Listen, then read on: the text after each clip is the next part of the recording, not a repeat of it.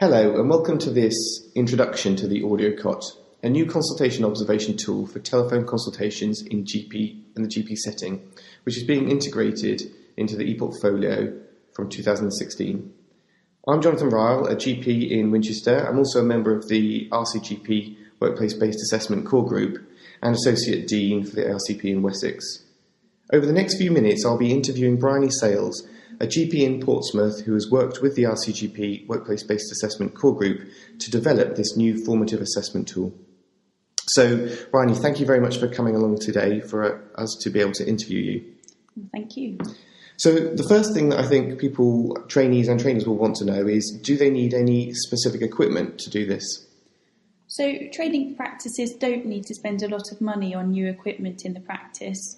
The trainee can either record a number of consultations in the clinical setting, if the clinical setting allows for this, and select one of the assessments and then discuss it, or they can arrange for their GP supervisor to directly observe a telephone consultation in real time, making sure that both sides of the telephone call are heard.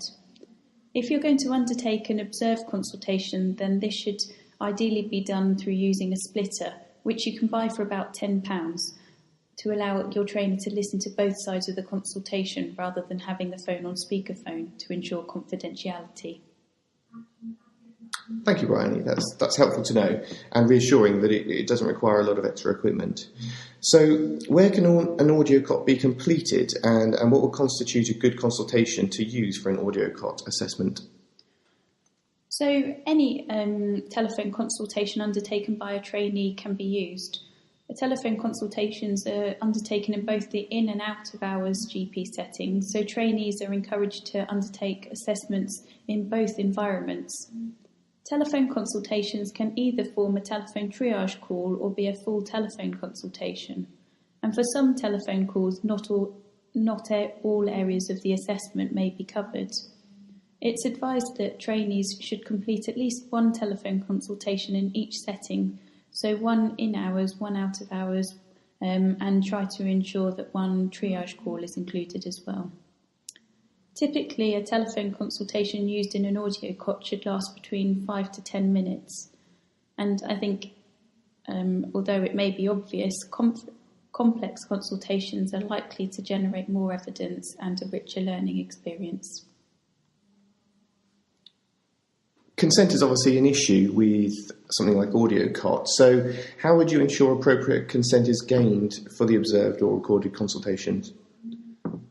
In whichever method of recording or observing the consultation, a trainee should ensure that they've gained informed patient consent from the caller, and this should be obtained at the beginning and confirmed at the end of the consultation, so very similar to that of a video recorded COT.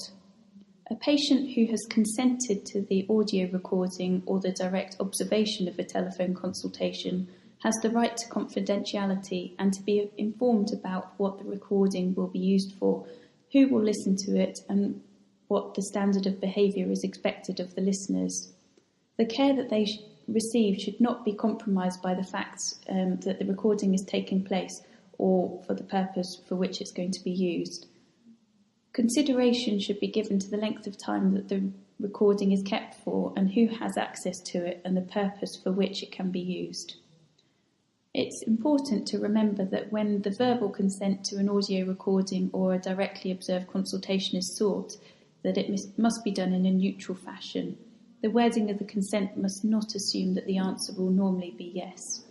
If there's an opportunity to approach the patient or the caller at the time of arranging the appointment, then this is desirable.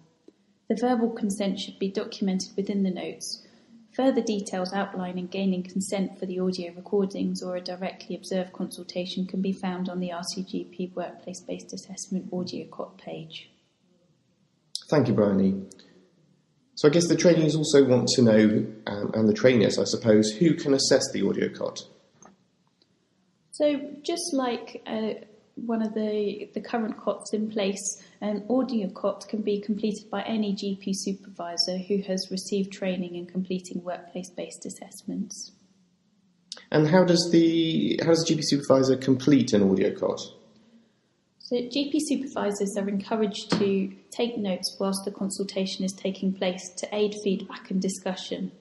The GP supervisor will then review the consultation with the GP trainee, relating their observations to the workplace-based assessment competence or capability framework as it's now known, and the AudioCOT performance criteria.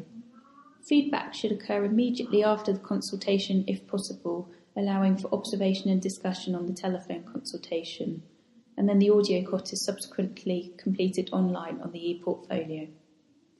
The GP supervisor makes an overall judgment regarding the safety of the consultation and provides recommendations for further developments. Subsequently, the trainee is encouraged to reflect on the telephone consultation through a separate learning log entry. It is important that GP supervisors are mindful that the AudioCOT isn't a pass or fail exercise or another tick box exercise, but rather it's part of a wider picture of the GP trainee's overall practice, which prepares them for working life post-qualification. Trainees are rated for each area within the AudioCOT as either not observed, needs further development, competent or excellent. The GP supervisor is rating the trainee's performance against the performance criteria. Competent refers to the standard that would be expected of a GP trainee on completing their training, so similar as a COT. The GP supervisor should outline why the different ratings have been awarded within the AudioCOT.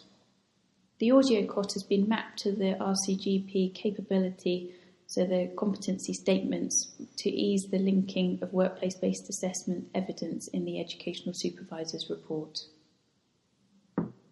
So it sounds like there's nothing particularly new, and the trainers should be familiar with these type of assessments, which is reassuring. How many AudioCOTs should a full-time trainee complete? Telephone consultation should be drawn from the trainee's entire period of GP training, reflecting a range of patient context. Telephone consultations are complex, therefore completion of AudioCOTs is recommended mainly during the ST3 year of GP training. However, ST1-2 trainees in a GP post have the option of completing one AudioCOT. Currently, the rcgp recommend that the AudioCOT forms part of the basket of different assessment tools available to trainees. Please see the rcgp workplace-based assessment website for up-to-date information on the minimum number of required assessments to be completed.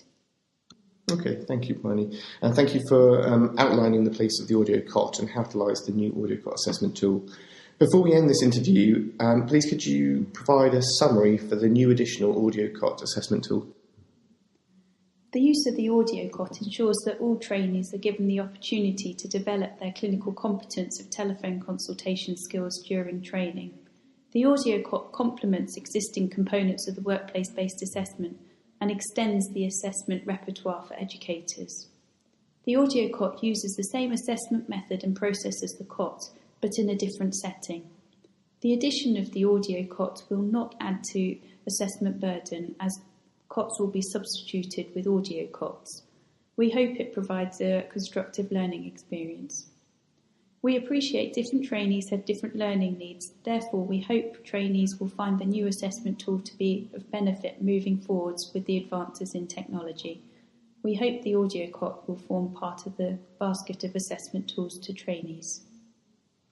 Thank you very much, Bryony, and just on behalf of the Workplace-Based Assessment Core Group, we would like to thank you for the work that you've put into developing this tool.